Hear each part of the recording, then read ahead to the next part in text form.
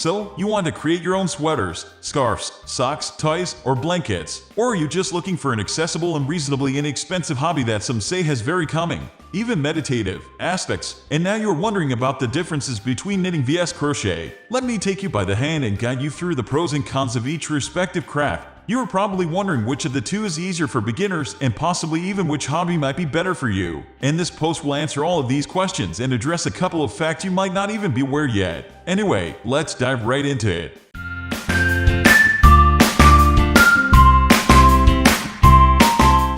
Ravelry and Etsy are by far the most popular places when it comes to researching patterns, and even a quick glance will easily show you that there is not a single garment, toy, or household item, like blankets, sweaters, etc., that you cannot produce with either craft. Knitting is done with two needles using both hands. Essentially, you are using one needle to store loops and the other to scoop out a fresh row of loops from this fundament. Initially, this requires quite a lot of muscle memory and dexterity, especially as all stitches can unravel at any time or fall off your very pointy and slippery needles.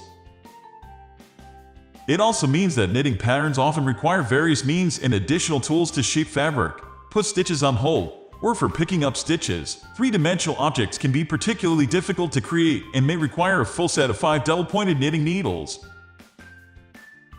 Crocheting only uses one hook and one main hand to create the fabric. While both crafts require you to pull yarn through loops, the hook facilitates this process tremendously. On top of that, the resulting stitches are stable, essentially a chain of knots, and only the currently active stitch could possibly unravel. This also makes fixing mistakes as easy as pulling on the yarn to unravel a few stitches, while in knitting fixing mistakes requires a lot more skill, and actually a crochet hook. On top of that, for crocheting, you typically do not need any other tools for even the most complex patterns.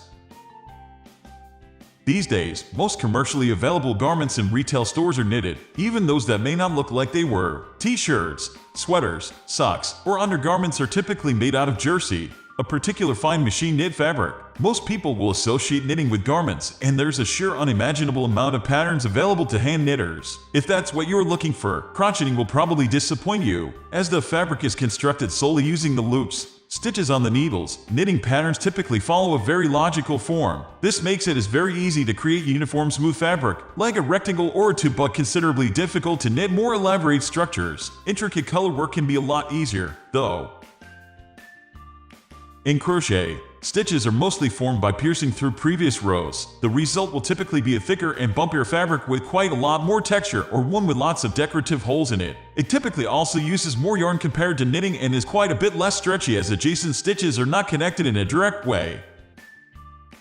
Crocheting requires a bit less dexterity and multitasking and can thus be said to be easier. Handling the many live stitches and correcting mistakes can be a lot harder for knitting beginners. On top of that, crochet stitches are typically larger than their knitting counterparts, so it is quite a bit faster to create the same surface area, but uses more yarn. The same applies to adults who lack delicate fine control in their hands. More or less anyone can pull a loop of yarn through another loop using a hook. Knitting needles don't have a hook, so, at first, stitches will frequently slip off the needles. It's very important to note, however, that advanced crochet projects or knitting projects will be very similar in difficulty, so it's only the initial learning curve. This basically means, if you're just looking for a little distraction for an hour or two, knitting might be a bit too hard. When it comes to knitting, costs can quickly add up. A single set of quality interchangeable knitting needles, arguably the most cost-efficient investment of them all, can be $100 or even more, and that does not include all the other knitting tools you might need. You can totally knit amigurumi and home decor. In fact, these creations will have a much more delicate look, but they will also be 10 times harder to create.